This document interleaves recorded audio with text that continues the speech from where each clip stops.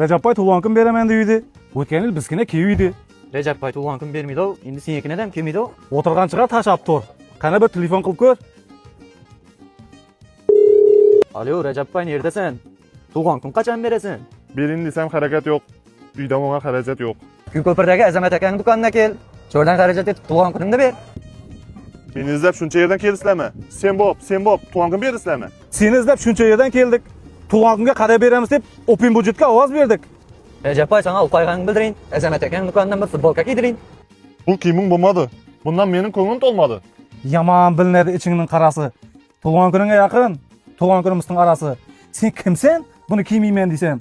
Buni kiygan Emir Temurning murundiq balasi. Yo'q, buni kiymeymen. Tuğangın ham bermeymen. Ko'chadagi shag'almisan? Mesharipov Sardarmisan? Sening ata-bobong tuğlan kun bergan ya parlamentdan chiqqan palmalmisan? Tuğangın beraman sharti bor. O'darish kerak atista. Bo'ldi, unda sen yoqqa borik. Azamat akadan bir bel olaylik. Atıza anık tarmaken, bu dükkanda maşinan var meken? Nafaqat bel. Bu yerda hammasi stroy material. Lekin mashina yo'q. Boshqa yerda avtorial. Bersang menikine de barasama? Bu do'kondan go'sht ham olasama? 2 kilo go'sht olsam to'yamiz.